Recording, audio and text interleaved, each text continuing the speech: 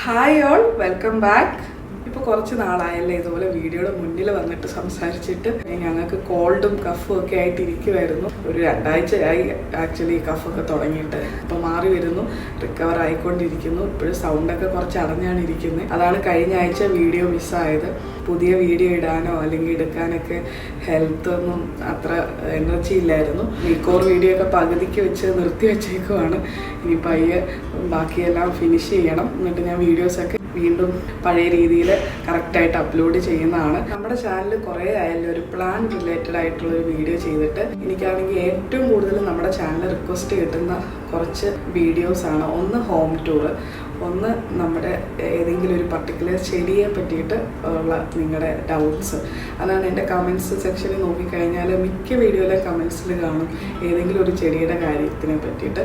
കുറേ ആയി നമ്മുടെ ചാനലിൽ ഒരു പ്ലാന്റ്സ് റിലേറ്റഡ് ആയിട്ടുള്ള ഒരു വീഡിയോ ചെയ്തിട്ട്. നമ്മുടെ വീട്ടിൽ ആര് വന്നാലും അല്ലെങ്കിൽ ഫ്രണ്ട്സൊക്കെ ആണെങ്കിലും എപ്പോഴും എന്നോട് ചോദിക്കുന്നൊരു കാര്യമാണ്, നീ ഈ പ്ലാന്റ്സിനെയൊക്കെ എങ്ങനെയാണ് ഇത്രയും ടേക്ക് കെയർ ചെയ്ത് വെക്കുന്നത്, അതിനെപ്പറ്റി ഒരു വീഡിയോ ചെയ്യാമോ എന്നുള്ളത്. കുറേ ആയി വിചാരിക്കുന്നു അതിനെപ്പറ്റി ഒരു വീഡിയോ ചെയ്യണം എന്നുള്ളത്, പക്ഷെ നീണ്ടുപോയി.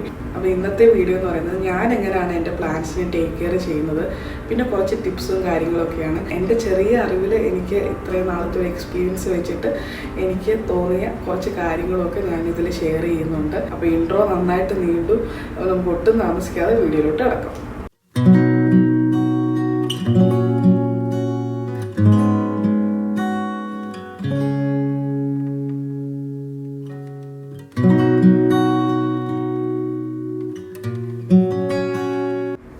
ആദ്യം തന്നെ ഞാൻ പൊതുവേ നിങ്ങൾ അറിഞ്ഞിരിക്കേണ്ട കുറച്ച് കാര്യങ്ങൾ ഷെയർ ചെയ്യാം. അതിനുശേഷം ഞാൻ എങ്ങനെയാണ് എൻ്റെ ചെടികളെ ടേക്ക് കെയർ ചെയ്യുന്നതെന്നൊക്കെയുള്ള കാര്യങ്ങൾ പറയാം. അപ്പം നിങ്ങൾ ഏതൊരു ചെടി മേടിക്കുന്നതിന് മുന്നേ ആ ചെടിയെക്കുറിച്ചൊരു ചെറിയ നോളജ് നിങ്ങൾക്ക് കാണണം. ഞാൻ ചെടി മേടിച്ച് തുടങ്ങിയ സമയം എന്ന് പറയുന്നത് ഒരു 2018, 2019 ആ സമയത്ത് എന്നൊക്കെ പറയുമ്പോൾ യൂട്യൂബിലൊന്നും ഇത്രയും ഒരു നോളജോ അല്ലെങ്കിൽ ഇൻഫർമേഷൻ ഒന്നും ഇല്ല. ഇപ്പോൾ എന്ന് പറയുന്നത് നമ്മൾ ഏത് ചെടികളെ പറ്റി ജസ്റ്റ് സെർച്ച് ചെയ്താൽ അതിനെപ്പറ്റി ഒരുപാട് വീഡിയോസ് കിട്ടും, ഒരുപാട് ഇൻഫർമേഷൻ യൂട്യൂബിൽ തന്നെയുണ്ട്.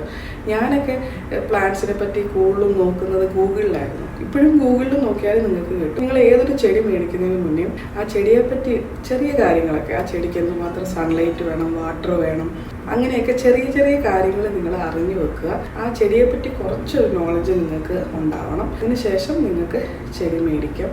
ഈ രണ്ടാമത്തെ ഇമ്പോർട്ടൻ്റ് ആയിട്ടുള്ള കാര്യം എന്ന് പറയുന്നത് ലൈറ്റിംഗ് ആണ്. ലൈറ്റിംഗ് ആണ് ഒരു പ്ലാന്റിനെ സംബന്ധിച്ച് ഏറ്റവും ഇമ്പോർട്ടൻ്റ് കാര്യം. പലരും പറയും വെള്ളം ഒഴിക്കുന്നതാണ്, പക്ഷേ എൻ്റെ അഭിപ്രായത്തിൽ വെള്ളം ഒഴിക്കുന്നതല്ല, ലൈറ്റാണ്. കാരണം ലൈറ്റിനെ ഡിപ്പെൻഡ് ചെയ്തിട്ടാണ് ആ ചെടിക്ക് എന്തുമാത്രം വെള്ളം വേണം, അല്ല ചെടി എന്തുമാത്രം വളരുന്നു എന്ന് ഡിപ്പെൻഡ് ചെയ്യുന്നത് ലൈറ്റിനെ വെച്ചിട്ടാണ്. കാരണം വെള്ളത്തിനേക്കാൾ കൂടുതൽ ന്യൂട്രിയൻസ് പ്ലാന്റ്സിന് കിട്ടുന്നത് ലൈറ്റിൽ കൂടാണ്. അതുകൊണ്ട് തന്നെ നിങ്ങൾ മേടിക്കുന്ന പ്ലാന്റ്സ് ഏതൊക്കെ സ്ഥലത്ത് വെക്കണം എന്നുള്ളത് ഒരു വലിയ ഇമ്പോർട്ടൻറ്റ് കാര്യമാണ്. ഇപ്പോൾ എൻ്റെ വീട്ടിലാണെങ്കിൽ ഈ ഒരു വിൻഡോ എന്ന് പറയുന്നത് നോർത്ത് ഫേസിങ് വിൻഡോ ആണ്. അപ്പോൾ ഉച്ച കഴിഞ്ഞ് വൈകുന്നേരമാണ് ഏറ്റവും കൂടുതൽ സൺലൈറ്റ് കിട്ടുന്നത്. അതുകൊണ്ട് തന്നെയാണ് നിങ്ങൾക്ക് എൻ്റെ ബാക്കിൽ കാണാം, ഞാൻ ചെടികൾ ഈ ഒരു സ്ഥലത്താണ് കൂടുതലും വെച്ചിരിക്കുന്നത്. കാരണം ഏറ്റവും കൂടുതൽ ലൈറ്റ് കിട്ടുന്നത് ഈ ഒരു വിൻഡോയിൽ നിന്നാണ്. അതുകൊണ്ട് തന്നെ ഞാൻ എൻ്റെ ലൈറ്റ് നന്നായിട്ട് കിട്ടേണ്ട ചെടികളെല്ലാം ഞാനിവിടെയാണ് വെച്ചിരിക്കുന്നത്. ഇത് കൂടാതെ വേറെ ചെടികളും ഉണ്ട് എനിക്ക്, പക്ഷെ അതൊക്കെ അത്രയും ലൈറ്റ് വേണം. അപ്പോൾ അതുകൊണ്ട് തന്നെ ഞാൻ ഇതുപോലെ ഡയറക്റ്റ് സൺലൈറ്റ് കിട്ടാത്ത രീതിയിൽ മാറ്റിയാണ് വെച്ചിരിക്കുന്നത്. അപ്പോൾ അതുപോലെ ലൈറ്റിങ് വലിയൊരു ഇമ്പോർട്ടൻ്റ് ആയിട്ടുള്ളൊരു ഫാക്ടറാണ്. ഇനി മൂന്നാമത്തെ ഫാക്ടർ എന്ന് പറയുന്നത് വാട്ടറിങ് ആണ്. നമുക്ക് മിക്കപ്പോഴും പറ്റുന്ന ഒരു മിസ്റ്റേക്ക് എന്ന് വേണമെങ്കിൽ പറയാം. മിക്ക ചെടികളും നമ്മൾ അതിനെ കൊല്ലുന്നത് കൂടുതൽ വെള്ളം ഒഴിച്ചിട്ടാണ്. കൂടുതൽ സ്നേഹം കൂടുമ്പോൾ നമ്മുടെ വിചാരം വെള്ളം കൂടുതൽ വേണം എന്നാണ്. അപ്പോൾ മിക്ക ചെടികളും നമ്മളെല്ലാവരും ഒരു ബിഗിനർ ആയിട്ടുള്ളവർക്കൊക്കെ പറ്റുന്നൊരു മിസ്റ്റേക്കാണ് വെള്ളം കൂടുതൽ ഒഴിക്കുക എന്നുള്ളത്. ഓവർ വാട്ടറിങ്ങും അണ്ടർ വാട്ടറിങ്ങും അഴുക്കാണ്. ഓവറായിട്ട് വാട്ടർ ചെയ്യുന്നതിൻ്റെ ഒരു എഫക്റ്റാണ് നമ്മുടെ ചെടികൾ യെല്ലോ ലീവ്സ് വരുന്നത്.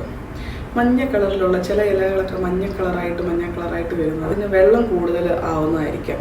അല്ലെങ്കിൽ നമ്മുടെ റൂട്ട് വെള്ളം കൂടുമ്പോൾ നമ്മുടെ റൂട്ടില്ലേ അഴുകാൻ തുടങ്ങും. അഴുകിയിട്ട് ആ ചെടി മുഴുവനായിട്ട് തന്നെ ചത്തുപോകാനുള്ള ചാൻസ് ഉണ്ട്. ഓവറായിട്ട് വാട്ടർ ചെയ്യുന്നത് വളരെ തെറ്റാണ്. ഇനി അണ്ടർ വാട്ടറിങ് ആണെങ്കിൽ നമ്മൾ വെള്ളം കുറച്ചേ ഒഴിച്ചിട്ടുള്ളെങ്കിൽ മണ്ണ് ഭയങ്കര ഡ്രൈ ആവും. മണ്ണ് ഭയങ്കര ഡ്രൈ ആയിക്കഴിഞ്ഞാൽ അതിനാവശ്യത്തിന് വെള്ളത്തിൽ നിന്ന് കിട്ടേണ്ട ന്യൂട്രിയൻസ് കിട്ടാതെയാവും. ഈ ചെടികളെല്ലാം ബ്രൗൺ കളറായിട്ട് മാറി ഇല ഒഴിഞ്ഞു പോകാൻ തുടങ്ങും. അങ്ങനെ ചെടികൾ ചത്തുപോകും. അപ്പോൾ ഓവർ വാട്ടറിങ്ങും അഴുക്കാണ്, അണ്ടർ വാട്ടറിങ്ങും അഴുക്കാണ്. ഇനി നാലാമത്തെ ഫാക്ടർ എന്ന് പറയുന്നത് ഫെർട്ടിലൈസേഷൻ. അപ്പോൾ നിങ്ങളുടെ ചെടികൾക്ക് ഫെർട്ടിലൈസർ യൂസ് ചെയ്യേണ്ട ആവശ്യമുണ്ടോ എന്നൊക്കെ ഉള്ളത് നിങ്ങൾക്ക് തന്നെ പറയാൻ പറ്റുള്ളൂ. കാരണം ഞാൻ എൻ്റെ ചെടികൾക്കൊന്നും തന്നെ ഇതുവരെ അങ്ങനെ ഫെർട്ടിലൈസർ ഒന്നും യൂസ് ചെയ്തിട്ടില്ല. ഞാൻ ഈ നാച്ചുറലായിട്ട് DIY ഫെർട്ടിലൈസർ ഉണ്ടല്ലോ, നമ്മുടെ ബനാന പീല് വെള്ളത്തിൽ തിളപ്പിച്ച് ആ വെള്ളം ചൂടാറിക്കഴിയുമ്പോൾ റൂം ടെമ്പറേച്ചർ ആകുമ്പോൾ അത് ഞാൻ ഇടയ്ക്കൊക്കെ നമ്മുടെ ചെടികൾക്കെല്ലാം ഒഴിച്ചു കൊടുക്കാറുണ്ട്. അങ്ങനത്തെ ചെറിയ രീതിയിലൊക്കെയുള്ള ഫെർട്ടിലൈസർ യൂസ് ചെയ്യുന്നതല്ലാതെ ഒരു സ്റ്റോർ ബോട്ടായിട്ടുള്ള ഒരു ഫെർട്ടിലൈസർ ഞാൻ ഇതുവരെ അങ്ങനെ എല്ലാ ചെടികൾക്കും യൂസ് ചെയ്തിട്ടില്ല. എൻ്റെ മണി പ്ലാന്റിനൊന്നും ഞാൻ ഒരു ഫെർട്ടിലൈസർ, ഈ DIY ഫെർട്ടിലൈസർ പോലും ഞാൻ യൂസ് ചെയ്തിട്ടില്ല. അതിനൊന്നും എനിക്ക് തോന്നുന്നില്ല ഒരു ഫെർട്ടിലൈസറിൻ്റെ ആവശ്യമുണ്ടെന്നൊന്നും. പിന്നെ അറീക്കാപ്പാമിന് മാത്രമാണ്, അറീക്കാപ്പാം അല്ലെങ്കിൽ എൻ്റെ CC പ്ലാന്റ്, ഇതിനൊക്കെയാണ് ഞാൻ ചെറിയ രീതിയിൽ ഇതുപോലെ DIY ഫെർട്ടിലൈസറൊക്കെ യൂസ് ചെയ്യുന്നത്. പിന്നെ വേറൊരു കാര്യം എന്ന് പറയുന്നത് ഫെർട്ടിലൈസർ യൂസ് ചെയ്യേണ്ട കുറച്ച് ടൈമിംഗ് ഉണ്ട്. അതായത് ഈ ഒരു ടൈമിംഗ് നമ്മുടെ ഈ സമ്മർ ടൈമിലാണ് ഫെർട്ടിലൈസർ യൂസ് ചെയ്യുന്നതാണ് ഏറ്റവും നല്ലത്. കാരണം ഈ ഒരു സമ്മർ ടൈമിലാണ് നമ്മുടെ ചെടികളെല്ലാം തന്നെ നല്ലതായിട്ട് വളരുന്ന ടൈം. അതേസമയം വിൻ്റർ ആകുമ്പോഴത്തേനും നമ്മുടെ ചെടികളൊന്നും അത്രയും വളരത്തില്ല. ആ ഒരു സമയത്ത് നമ്മൾ ഫെർട്ടിലൈസർ ഒഴിക്കാൻ പാടില്ല. അങ്ങനെയാണ് ഞാൻ കേട്ടിട്ടുള്ളത്. ഞാൻ പൊതുവേ ഫെർട്ടിലൈസർ യൂസ് ചെയ്യാത്ത ആളായതുകൊണ്ട് എനിക്ക് എൻ്റെ എക്സ്പീരിയൻസ് എന്ന് പറയാൻ പറ്റത്തില്ല. ഞാൻ അറീക്കാപ്പാമിൻ CC പ്ലാന്റിൻ്റെ ഒരു ഫെർട്ടിലൈസർ ഞാൻ യൂസ് ചെയ്തിട്ടുണ്ട്. അത് ഞാൻ ലുലുന്ന് മേടിച്ചാണ്. അത് ഞാൻ കാണിക്കാം. അപ്പോൾ ഈ ഒരു ഫെർട്ടിലൈസറാണ് ഞാൻ ഒരു 1 ടൈമേ യൂസ് ചെയ്തിട്ടുള്ളൂ. നിങ്ങൾക്ക് ഇതിൻ്റെ അളവ് കാണുമ്പോൾ തന്നെ അറിയാം എന്തുമാത്രം ഞാൻ യൂസ് ചെയ്തിട്ടുള്ളൂ. ഒറ്റ പ്രാവശ്യം യൂസ് ചെയ്തിട്ടുള്ളൂ കേട്ടോ അറീക്കാപ്പാമിനും CC പ്ലാന്റിനും. അതുകൊണ്ടാണ് എനിക്ക് ഫെർട്ടിലൈസറിനെ പറ്റി അങ്ങനെ ഒരുപാട് പറഞ്ഞു തരാൻ അറിയത്തില്ല. എൻ്റെ എക്സ്പീരിയൻസ് വെച്ചിട്ട് ഞാൻ അങ്ങനെ യൂസ് ചെയ്തിട്ടില്ല. അപ്പോൾ ഈ ഒരു ഫെർട്ടിലൈസർ ഞാൻ ഇവിടെ ലുലുന്നാണ് മേടിച്ചിട്ടുണ്ടായിരുന്നത്. ഇതിൽ ഇൻസ്ട്രക്ഷനും കാര്യങ്ങളൊക്കെ കൊടുത്തിട്ടുണ്ട്. നമ്മൾ വെള്ളത്തിൽ ഡൈലൂട്ട് ചെയ്തിട്ട് വേണം യൂസ് ചെയ്യാനായിട്ട്. സോയിലും യൂസ് ചെയ്യാം, ലീഫിലും യൂസ് ചെയ്യാം. അപ്പോൾ നിങ്ങൾ യൂസ് ചെയ്യുകയാണെങ്കിൽ സമ്മർ ടൈമിൽ യൂസ് ചെയ്യുക. പിന്നെ ഫെർട്ടിലൈസർ ഒരിക്കലും ലീവ്സിൽ ഡയറക്റ്റ്, അപ്പോൾ ഈ ഒരു ഫെർട്ടിലൈസർ ലീവ്സിൽ ഒഴിക്കാൻ പറ്റുന്നതാണ്. ചില ഫെർട്ടിലൈസർ ലീവ്സിൽ ഒഴിക്കാൻ പറ്റുന്നതായിരിക്കത്തില്ല. അപ്പോൾ നിങ്ങൾ മണ്ണിൽ മാത്രമേ ഒഴിക്കാവുള്ളൂ. അങ്ങനെ ഇൻസ്ട്രക്ഷൻ കറക്റ്റായിട്ട് വായിച്ചിട്ടേ നിങ്ങളത് യൂസ് ചെയ്യാറുള്ളൂ. പിന്നെ ഒരിക്കലും ഫെർട്ടിലൈസർ കൂടിപ്പോരുത്. കൂടിപ്പോയാൽ റൂട്ട് ബേൺ ആയി പോകും, അത് കരിഞ്ഞു പോവും, ചെടി ഫുള്ളും പോവും. അതുകൊണ്ട് ഒരിക്കലും ഓവർഡോസ് ചെയ്യാനും പാടില്ല. അപ്പം ഇത്രയൊക്കെയാണ് എനിക്ക് ഫെർട്ടിലൈസറിനെ പറ്റി പറയാനുള്ളത്. അപ്പോൾ ഇതൊക്കെയാണ് പൊതുവേ ഉള്ള കാര്യങ്ങൾ. ഇനി ഞാൻ എങ്ങനെയാണ് എൻ്റെ ചെടികളെ ടേക്ക് കെയർ ചെയ്യുന്നത് എന്നുള്ള കാര്യങ്ങൾ ഷെയർ ചെയ്യാം. അപ്പോൾ ഞാൻ വെള്ളം ഒഴിക്കുന്നതെന്ന് പറഞ്ഞാൽ പലരും ഞാൻ കേട്ടിട്ടുണ്ട് ടൈം ടേബിൾ വെച്ചിട്ട് ആഴ്ചയിൽ ഇന്ന ദിവസം കറക്റ്റായിട്ട് ഒരേ ടൈമിൽ എല്ലാ ചെടികൾക്കും വെള്ളം ഒഴിക്കുന്നൊക്കെ. പക്ഷെ ഞാൻ അങ്ങനെയല്ല കേട്ടോ. ഞാൻ ചെടികൾക്ക് എത്ര വെള്ളം, ഓരോ ചെടിയിലും ഞാൻ ഇതുപോലെ ഒരു ഫിംഗർ ഇങ്ങനെ ഡിപ്പ് ചെയ്തിട്ട് മണ്ണ് ഡ്രൈ ആയോ ഇല്ലയോ എന്ന് അറിഞ്ഞിട്ട് മാത്രമേ ഞാൻ വെള്ളം ഒഴിക്കാറുള്ളൂ. അതുകൊണ്ട് തന്നെ എല്ലാ ദിവസവും ഏതെങ്കിലുമൊക്കെ ചെടിക്ക് വെള്ളം ഒഴിക്കേണ്ടി വരും. കാരണം ഇന്ന ദിവസം ഒരുമിച്ചല്ലല്ലോ ഞാൻ ഒഴിക്കാറുള്ളത്. അതുപോലെ തന്നെ ഒരു ചെടിയിൽ ലാസ്റ്റ് എന്നാണ് വെള്ളം ഒഴിച്ചതെന്ന് ചോദിച്ചാൽ എനിക്കറിയത്തില്ല. ചിലപ്പോൾ മണ്ണ് തൊട്ട് നോക്കിയാൽ പറയാൻ പറ്റും. അതുകൊണ്ട് ഞാൻ അങ്ങനെയാണ് ഫോളോ ചെയ്യുന്നത്. എല്ലാവർക്കും അങ്ങനെ ആവണമെന്നില്ല. എല്ലാവരും ചിലപ്പോൾ കറക്റ്റായിട്ട് എല്ലാവർക്കും വെള്ളം ഒഴിക്കുന്നൊരു രീതിയായിരിക്കും ഇഷ്ടപ്പെടുന്നത്. നിങ്ങൾക്ക് വർക്ക് ചെയ്യുന്ന ഒരു രീതിയിൽ നിങ്ങൾ വെള്ളം ഒഴിക്കുക എന്നുള്ളതേ ഉള്ളൂ. ഞാനെന്ന് പറയുന്നത് എല്ലാ ചെടികളും തൊട്ട് നോക്കി അതിന് എന്തുമാത്രം വെള്ളം വേണമെന്ന് നോക്കിയിട്ടാണ് ഞാൻ ഒഴിക്കുന്നത്. ഇപ്പോൾ വെള്ളം ഒഴിക്കുന്ന കാര്യം പറയുമ്പം നമ്മുടെ ഫ്ലവറിങ് ആയിട്ടുള്ള പ്ലാന്റ്സ് ഉണ്ടല്ലോ, അതായത് പീസ് ലില്ലി, ഇങ്ങനെ ഫ്ലവേഴ്സ് വരുന്ന ചെടികൾ, അങ്ങനത്തെ ചെടികൾക്ക് മറ്റ് ചെടികളെക്കാളും കൂടുതൽ വെള്ളം ആവശ്യമായിട്ടുണ്ട്. അപ്പോൾ അങ്ങനത്തെ ചെടികൾ ഒരു 2 ദിവസം കൂടുമ്പോഴൊക്കെ ഞാൻ വെള്ളം ഒഴിക്കാറുണ്ട്. വേഗം തന്നെ അതിൻ്റെ മണ്ണ് ഡ്രൈ ആവുകയും ചെയ്യും. കാരണം ഫ്ലവർ വരുന്ന ചെടികളാണ്, പ്രത്യേകിച്ച് പീസ് ലില്ലിയൊക്കെ ഒരു 2 ദിവസം കൂടുമ്പം വെള്ളം ഞാൻ എല്ലാ ദിവസവും ഒന്ന് സ്പ്രേ ചെയ്ത് കൊടുക്കാറുണ്ട്. ഈ ലീവ്സിലൊക്കെ മണ്ണിൽ ഞാൻ ഒരു 2 ദിവസം കൂടുമ്പോൾ വെള്ളം ഒഴിക്കാറുണ്ട്. അല്ലെങ്കിൽ എന്താണെന്ന് വെച്ചാൽ ഇതിൻ്റെ ലീവ്സ് എല്ലാം താണു വീണ് കിടക്കുന്ന പോലെ കിടക്കും, പീസ് ലില്ലിയൊക്കെ. അപ്പം ഫ്ലവർ വരുന്ന ചെടികൾക്ക് കുറച്ചുകൂടെ വെള്ളം ആവശ്യമായിട്ടുണ്ട്. എൻ്റെ മിക്ക ചെടികളും ഞാൻ വെള്ളം ഒഴിക്കുന്നത് ബാത്റൂമിൽ കൊണ്ടുപോയിട്ട് ബാത്ത് ടബിൽ വെച്ചിട്ടോ അല്ലെങ്കിൽ കുഞ്ഞു ചെടികളാണെങ്കിൽ വാഷ് ബേസിനിൽ വെച്ചിട്ടോ ആണ് ഞാൻ വെള്ളം ഒഴിക്കുന്നത്. മിക്ക ചെടികളും അങ്ങനെയാണ്. പിന്നെ ഭയങ്കര വലിയ ചെടികളൊക്കെ ഉണ്ട്, എനിക്ക് കൊണ്ടുപോയി ഒഴിക്കാൻ പറ്റാത്ത ചെടികൾ മാത്രമേ ഞാൻ അതാത് സ്ഥലത്ത് വെച്ചിട്ട് വെള്ളം ഒഴിക്കുള്ളൂ. ബാക്കി മിക്ക ചെടികളും അങ്ങനെയാണ്. കാരണം എന്താണെന്ന് വെച്ചാൽ അത് ചെടി ക്ലീൻ ആവുകയും ചെയ്യും. പ്ലസ് നമുക്ക് വെള്ളം ഫുള്ള് നന്നായിട്ട് ഒഴിച്ച് ഫുള്ളും താഴെ കൂടെ ഡ്രെയിനേജ് ഹോളിൽ കൂടെ പോയിട്ട് ഞാൻ കുറച്ച് നേരം അവിടെ വെച്ചിരിക്കും ബാത്റൂമിൽ. അത് കഴിഞ്ഞിട്ട് ഫുള്ള് വെള്ളം ഡ്രിപ്പായി പോയിട്ട് മാത്രമേ തിരിച്ച് ഞാൻ കൊണ്ട് അതായത് സ്ഥലത്ത് വെക്കത്തുള്ളൂ. അപ്പോൾ അതെന്ന് വെച്ചാൽ ഫുള്ള് വെള്ളം അതിന് ആ ഒരു ചട്ടി നിറച്ചു വെള്ളം കിട്ടുകയും ചെയ്യും. അതിൻ്റെ കൂടെ ആ ചെടി നന്നായിട്ട് ക്ലീൻ ആവുകയും ചെയ്യും. എത്ര ചെടി ഉണ്ടെന്ന് പറഞ്ഞാലും അത് ഭംഗിയില്ലാതെ പൊടി പിടിച്ചിരിക്കുകയാണെങ്കിൽ അതിനൊരു രസവും കാണത്തില്ല. അപ്പോൾ നമ്മൾ ചെടി എന്ന് പറയുന്നത് അതിൻ്റെ ലീവ്സ് ഒക്കെ ആണെങ്കിലും നന്നായിട്ട് ഒന്ന് തുടച്ച് ഇടയ്ക്കൊക്കെ ഒന്ന് വൃത്തിയാക്കി കൊടുക്കുന്നതൊക്കെ നല്ലതാണ്. അപ്പോൾ എന്നും ഈ തുടയ്ക്കുന്നതിന് പകരം വെള്ളം ഒഴിക്കുമ്പം ഇതുപോലെ സിങ്കിനടിയിൽ കൊണ്ടുവച്ച് വെള്ളം ഒഴിക്കുകയാണെങ്കിൽ ഒറ്റയടിക്ക് 2 കാര്യം നടക്കും. ചെടിയും ക്ലീൻ ആവും, അതിനാവശ്യത്തിന് വെള്ളം ഒഴിക്കുക. അപ്പം ഞാനങ്ങനെയാണ് ചെയ്യുന്നത്. പിന്നെ വലിയ ചെടികൾ ഇങ്ങനെ സിങ്കിനടിയിൽ കൊണ്ടുപോകാൻ പറ്റാത്ത വലിയ ചെടികളൊക്കെ ഞാൻ ഒരു ഡാം ക്ലോത്ത് വെച്ചിട്ട് അതിൻ്റെ ഇലകളൊക്കെ നല്ലതായിട്ട് തുടച്ച്, അതായത് നമ്മുടെ ഒരു നനഞ്ഞ തുണി വെച്ചിട്ട് അതിൻ്റെ ഇലകളെല്ലാം ഞാൻ തുടച്ചു കൊടുക്കും. അങ്ങനെയാണ് പൊടികളൊന്നും ഇല്ലാതെ ഞാൻ ചെടികളെ ടേക്ക് കെയർ ചെയ്യുന്നത്. അപ്പോൾ എല്ലാ ദിവസവും ഒന്നും ചെയ്യത്തില്ല കേട്ടോ. ആഴ്ചയിൽ ഒരിക്കലൊക്കെ അല്ലെങ്കിൽ എൻ്റെ കണ്ണിൽ പെടുമ്പോഴത്തേന് അപ്പോഴായിരിക്കും ക്ലീൻ ചെയ്യുന്നത്. അല്ല ഇന്ന ടൈമിലൊന്നും അങ്ങനെയുള്ള ടൈം ടേബിൾ വെച്ചിട്ടുള്ള ക്ലീനിങ് ഒന്നും ഇല്ല എനിക്ക്. ടെസ്റ്റ് ചെയ്യുന്നത് ലീവ്സിനെ കാണാൻ ഭംഗിയാക്കുന്നത് മാത്രമല്ല, ലീവ്സ് ഒരുപാട് ലൈറ്റ് സോക്ക് ചെയ്യാനും, അതായത് ലൈറ്റിനെ ഒരുപാട് ഈ ലീവ്സ് വലിച്ചെടുക്കാൻ ഈ ഡസ്റ്റിനെ തുടച്ച് കളയുന്നത് കൊണ്ട് സഹായിക്കും. കാരണം ഡസ്റ്റ് അല്ല അതിന് പുറത്തിരുന്നാൽ അതിൻ്റെ പോസ് എല്ലാം ക്ലോസ്ഡ് ആയിരിക്കും.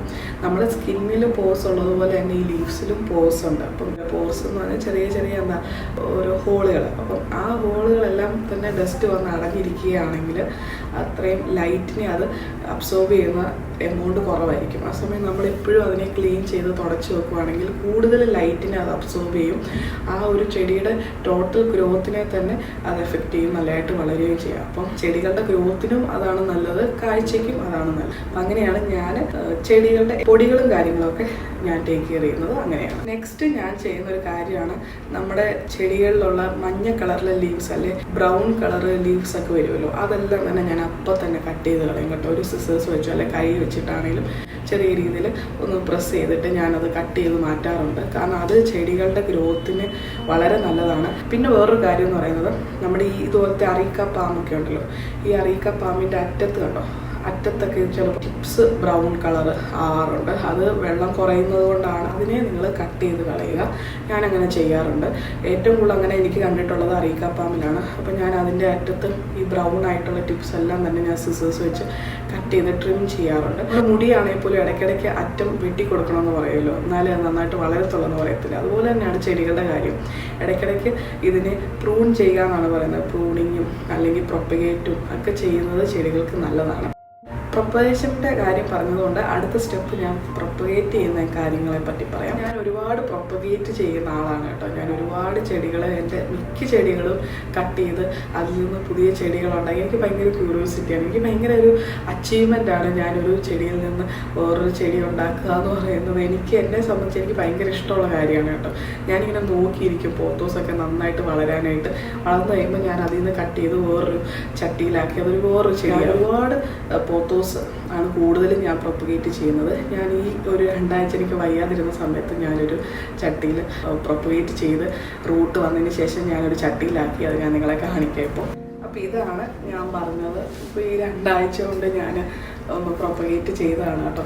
ഈ ഒരു ചട്ടി കുറേ നാളായിട്ട് ഇവിടെ വീട്ടിൽ ഇരിക്കുന്നുണ്ട്. ഞാനിതുവരെ ഒന്നും വെക്കാതിരിക്കുമായിരുന്നു. ഇതൊരു ചെറിയൊരു ഫേസ് പോലുള്ളൊരു ചട്ടിയാണ് കേട്ടോ. ഹോമാർസിൽ മേടിച്ചാണ്, കുറേ ആയി മേടിച്ചിട്ട്. ഈ ഒരു ചട്ടിയിലോട്ട് ഞാനിപ്പോൾ ഈ 2 ആഴ്ച കൊണ്ട് പ്രൊപ്പഗേറ്റ് ചെയ്ത് നേരത്തെ പ്രൊപ്പഗേറ്റ് ചെയ്യാൻ വെച്ചിരുന്നതും എല്ലാം കൂടെ വെച്ച് ഞാനിങ്ങനെ ചട്ടി മാറ്റിയതാണ് കേട്ടോ. ഇതെന്ന് പറയുന്നത് ഒരു ചെറിയ ചട്ടിയിൽ ഞാൻ കുറേ നാളായിട്ട് പ്രൊപ്പഗേറ്റ് ചെയ്ത് വളർന്ന ഒരു കുഞ്ഞു ചട്ടി ഉണ്ടായിരുന്നു. ആ ചട്ടി മാറ്റണമായിരുന്നു. അതിൽ നിന്ന് താഴെ കൂടെ റൂട്ട് ബൗണ്ട് ആയിട്ടുണ്ടായിരുന്നു, റൂട്ട് പുറത്തൂടെ വരുന്നുണ്ടായിരുന്നു. അപ്പോൾ ആ ചട്ടി ഫുള്ളായിട്ട് തന്നെ ഞാൻ ഇതിലോട്ട് മാറ്റി.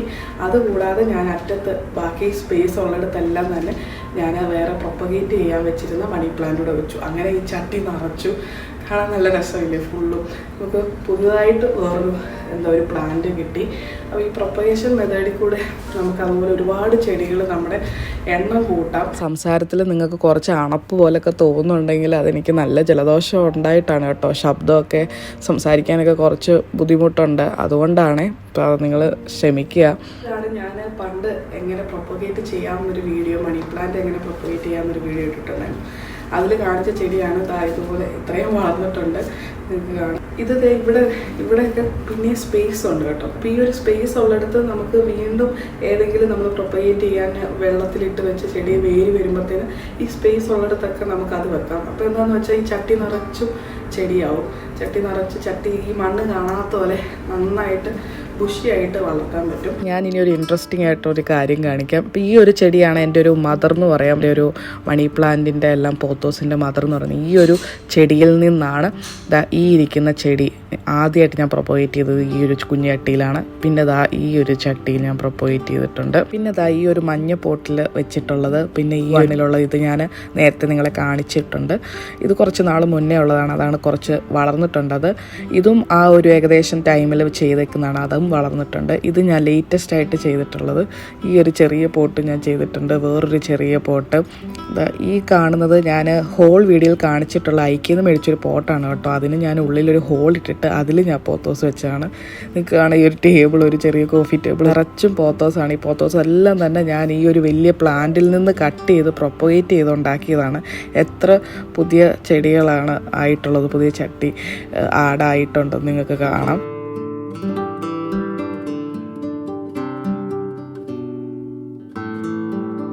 ഇത്രയൊക്കെയാണ് ഞാൻ എൻ്റെ ചെടികളെ എങ്ങനെയാണ് ടേക്ക് കെയർ ചെയ്യുന്നത് എന്നുള്ളത്. പിന്നെ ഇനി ഞാൻ എൻ്റെ എക്സ്പീരിയൻസിൻ്റെ അടിസ്ഥാനത്തിൽ കുറച്ച് ടിപ്സ് പറയാം. ബിഗിനർ ലെവലിലുള്ളവർക്കൊക്കെ അത് യൂസ്ഫുൾ ആവുമെന്ന് വിചാരിക്കുന്നു. ഇപ്പോൾ ഫസ്റ്റ് ടിപ്പ് എന്ന് പറയുന്നത്, നമ്മൾ ഇവിടെ UAE പോലുള്ള സ്ഥലത്തൊക്കെ എന്ന് പറയുന്നത് ഫുള്ള് നമ്മൾ AC-യിലാണ് ഇരിക്കുന്നത്. അപ്പോൾ ഡയറക്റ്റ് AC-യുടെ മുന്നിലായിട്ട് ഒരു ചെടിയും വെക്കാതിരിക്കുക. ഇനി സെക്കൻഡ് ടിപ്പ് എന്ന് പറയുന്നത്, നിങ്ങൾ ചെടികൾ എപ്പോഴും ഒരേ ഒരു പൊസിഷനിലാണ്. ഇപ്പോൾ ഈ വിൻഡോ സൈഡിലൊക്കെ നമ്മൾ വെച്ചേക്കുന്ന ചെടി, ഫോർ എക്സാമ്പിൾ ഈ ഒരു അരിക്കപ്പം എപ്പോഴും ഇങ്ങനെ തന്നെ വെക്കാതെ ഒന്ന് ചെറുതായിട്ട് റൊട്ടേറ്റ് ചെയ്ത് വെക്കാം. കാരണം അപ്പോൾ എന്താണെന്ന് പറഞ്ഞാൽ നമ്മൾ ഈ ഒരു സൈഡിൽ ബാക്കിലായിട്ടിരിക്കുന്ന ലീവ്സിനും ഒരേപോലെ ഈവനായിട്ട് ലൈറ്റ് കിട്ടാൻ വേണ്ടിയിട്ട് നമുക്ക് 2 ദിവസം കൂടുമ്പോൾ ചെടികളൊന്ന് റൊട്ടേറ്റ് ചെയ്ത് വെക്കുന്നത് നല്ലതായിട്ട് എനിക്ക് തോന്നിയിട്ടുണ്ട്. ഞാനങ്ങനെ ചെയ്തിട്ടുണ്ട്, ചെയ്യാറുമുണ്ട്. ഇപ്പോഴും CC പ്ലാന്റൊക്കെ എപ്പോഴും ഒരേ പൊസിഷൻ ഇരിക്കാതെ പൊസിഷൻ ഞാൻ മാറ്റാറില്ല. കാരണം മിക്ക ചെടികൾക്കും പൊസിഷൻ മാറ്റുന്നതിനോട് വലിയ താല്പര്യമില്ല. കാരണം അവർ ആ ഒരു പൊസിഷനിൽ ആ ഒരു എൻവയോൺമെൻറ്റ് അവർക്ക് ഇഷ്ടപ്പെട്ട അതിൽ അവർ എന്താ പറയുക കംഫർട്ടബിളായിട്ടിരിക്കുന്ന ഒരു സ്റ്റേജിൽ നിന്ന് നമ്മൾ വേറൊരു പ്ലേസിലോട്ട് മാറ്റുമ്പോൾ ആ ചെടികൾക്ക് അതൊരു സ്ട്രെസ്സാണ്. അപ്പം പ്ലേസ് നിങ്ങൾ എപ്പോഴും മാറ്റാതിരിക്കുക. അതെനിക്കൊരു നല്ലൊരു ടിപ്പായിട്ട് തോന്നിയിട്ടുണ്ട്. എൻ്റെ ചെടികൾക്കൊക്കെ അത് വർക്ക് ചെയ്യുന്നതാണ്. ഞാനിപ്പോൾ ചെറുതായിട്ട് റൊട്ടേറ്റ് ചെയ്ത് കൊടുക്കാറുണ്ട് 2 ദിവസം കൂടുമ്പോൾ. അല്ലെങ്കിൽ എനിക്ക് തോന്നുമ്പോഴൊക്കെ ഞാനൊന്ന് തിരിച്ചു മറിച്ചൊക്കെ വെക്കാറുണ്ട്. പ്ലേസ് മാറ്റാറില്ല, ആ ഇരിക്കുന്ന സ്ഥലത്തു നിന്ന് തന്നെ കുറച്ചൊന്ന് റൊട്ടേറ്റ് ചെയ്ത് വെക്കാറുണ്ട്. അതാണ് എനിക്ക് തരാനുള്ള രണ്ടാമത്തെ ടിപ്പ്. മൂന്നാമത്തെ ടിപ്പ് എന്ന് പറയുന്നത് മിസ്റ്റ് ചെയ്യുക എന്നുള്ളതാണ്. നമ്മുടെ ചെടികളെല്ലാം തന്നെ, പ്രത്യേകിച്ച് നമ്മൾ ഇതുപോലെ UAE പോലത്തെ കൺട്രിയിലൊക്കെ നിൽക്കുന്നവരാണെങ്കിൽ ഓൾമോസ്റ്റ് ഫുൾ ടൈം നമ്മൾ AC-ക്കകത്താണ് ഇരിക്കുന്നത്. അപ്പം നമ്മുടെ ത്രൂ ഔട്ട് നമ്മുടെ ആ റൂമിൽ ഡ്രൈ എയർ ആയിരിക്കും ഫുള്ള്. അപ്പം ചെടികൾക്ക് എന്ന് പറയുന്നത് ഹ്യൂമിഡിറ്റി ഭയങ്കര കുറവായിരിക്കും. അപ്പം എല്ലാ ചെടികളും ഹ്യൂമിഡിറ്റി കുറച്ചെങ്കിലും ഇഷ്ടപ്പെടുന്ന ചെടികളാണ്. കൂടുതലും ഇൻഡോർ ഈ പോത്തോസ്, അരിക്കപ്പം, ഇംഗ്ലീഷ് ഐവി ഇതിനെല്ലാം തന്നെ ഹ്യൂമിഡിറ്റി ഇഷ്ടപ്പെടുന്നവരാണ്. അതുകൊണ്ട് തന്നെ ഇടയ്ക്കിടയ്ക്ക് മിസ്റ്റ് ചെയ്യുന്നത് നല്ലതാണ്. ഒരിക്കലും മണ്ണിലോട്ട് മിസ്റ്റ് ചെയ്യരുത്. മണ്ണിൽ സ്പ്രേ വാട്ടർ ചെയ്യരുത്. ഓവർ വാട്ടർ ആയി പോകും, നമ്മുടെ ചെടി അഴുകി പോകാനുള്ള ചാൻസ് ഉണ്ട്. ഞാൻ പറയുന്നത് ഇലകളിലാണ്. ലാസ്റ്റായിട്ട് എനിക്ക് പറയാനുള്ളത്, നമ്മൾ റീപോർട്ട് ചെയ്യുന്ന കാര്യമാണ്. നിങ്ങൾ ഒരിക്കലും ഒരു ചെടിയും നിങ്ങൾ നഴ്സറിയിൽ നിന്ന് മേടിച്ചുകൊണ്ട് വന്ന ഉടനെ നിങ്ങൾ ചട്ടി മാറ്റാൻ നിൽക്കരുത്. നിങ്ങൾക്ക് ചട്ടി മാറ്റിയേ പറ്റൂ എന്നുണ്ടെങ്കിൽ ഒരു 2 ആഴ്ച നിങ്ങൾക്ക് എന്തായാലും ആ ഒരു ചെടിക്ക് സമയം കൊടുക്കുക. അതിനുശേഷം ഒരു 2 വീക്സ് കഴിയുമ്പോഴത്തേക്കും നിങ്ങൾക്ക് ചട്ടി അല്ലെങ്കിൽ പോട്ട് മാറ്റാം. നിങ്ങൾക്ക് മാറ്റണം നിർബന്ധമാണെങ്കിൽ. മാറ്റാതിരിക്കുന്നതാണ് എപ്പോഴും നല്ലത്. റീപോർട്ട് ചെയ്യുന്നത് എപ്പോഴാണെന്ന് ചോദിച്ചാൽ, നമ്മൾ റൂട്ട് നന്നായിട്ട് പുറത്തോട്ട് വന്ന് റീബൗണ്ട് ചെയ്ത് നന്നായിട്ട് ആ ചട്ടി നിറച്ച് റൂട്ടായിട്ട് അതിന് വളരാൻ സ്ഥലമില്ല എന്ന് കാണുമ്പോഴാണ് നമുക്ക് റീപോർട്ട് ചെയ്യേണ്ടതായിട്ടുള്ള ആവശ്യം വരുന്നത്. പിന്നത്തെ കാര്യം എന്ന് പറയുന്നത്, ചെടിക്ക് ഗ്രോത്ത് ഇല്ല. എന്തൊക്കെ നമ്മൾ ചെയ്തു, ഫെർട്ടിലൈസർ ചെയ്തു, നമ്മൾ പ്രൂണിങ് ചെയ്തു, പ്രൊപ്പഗേറ്റ് ചെയ്ത് നമ്മൾ കട്ട് ചെയ്ത് നോക്കി, എന്നിട്ടൊന്നും നമുക്ക് ആ ചെടിക്ക് വളർച്ച കാണുന്നില്ലെങ്കിൽ ആ മണ്ണിൻ്റെ ന്യൂട്രിയൻസ് എല്ലാം ഓൾറെഡി തീർന്നു. കാരണം നമ്മൾ ആ ഒരു കുറച്ച് മണ്ണിലല്ലേ അത് ഇത്രയും നാളായിട്ടിരിക്കുന്നത്. അപ്പോൾ ആ മണ്ണിലെ ന്യൂട്രിയൻസ് എല്ലാം തന്നെ അത് വലിച്ചെടുത്ത് കഴിഞ്ഞു. ഇനി പുതിയ ന്യൂട്രിയൻസ് ഒന്നും തന്നെ ആ മണ്ണിനില്ല. അതുകൊണ്ടായിരിക്കാം ചിലപ്പോൾ ആ ചെടി ഗ്രോത്ത് ആവാതെ ഇങ്ങനെ നിൽക്കുന്നത്. അപ്പോൾ എന്താ ചെയ്യുന്നതെന്ന് വെച്ചാൽ നമ്മൾ ആ മണ്ണ് മാറ്റി കൊടുക്കുന്നത് നല്ലതായിരിക്കും. അപ്പോൾ ഇങ്ങനെയൊക്കെയാണ് ഞാൻ എൻ്റെ ചെടികളെ ടേക്ക് കെയർ ചെയ്യുന്നത്. അപ്പോൾ എനിക്കറിയാവുന്ന കുറച്ച് അറിവിൽ നിന്ന് ചെറിയ ടിപ്സും കാര്യങ്ങളൊക്കെ ഞാൻ വീഡിയോയിൽ ഷെയർ ചെയ്തിട്ടുണ്ട്. ആർക്കെങ്കിലുമൊക്കെ ഹെൽപ്ഫുൾ ആയെന്ന് വിചാരിക്കുന്നു. അപ്പോൾ നിങ്ങൾക്ക് ഇതുപോലത്തെ ഇൻഫോർമേറ്റീവ് ആയിട്ടുള്ള വീഡിയോസ് കാണാൻ താല്പര്യമുണ്ടെങ്കിൽ നമ്മുടെ ചാനൽ ഇഷ്ടപ്പെടുന്നുണ്ടെങ്കിൽ നമ്മുടെ ചാനൽ സബ്സ്ക്രൈബ് ചെയ്യുക, നമ്മുടെ പഴയ വീഡിയോസൊക്കെ കാണുക, നമ്മുടെ ചാനലിനെ സപ്പോർട്ട് ചെയ്യുക. അപ്പോൾ നമുക്ക് നെക്സ്റ്റ് വീഡിയോയിൽ കാണാം. Thank you all for watching my video. Please like, share and subscribe to my YouTube channel. See you all. Bye.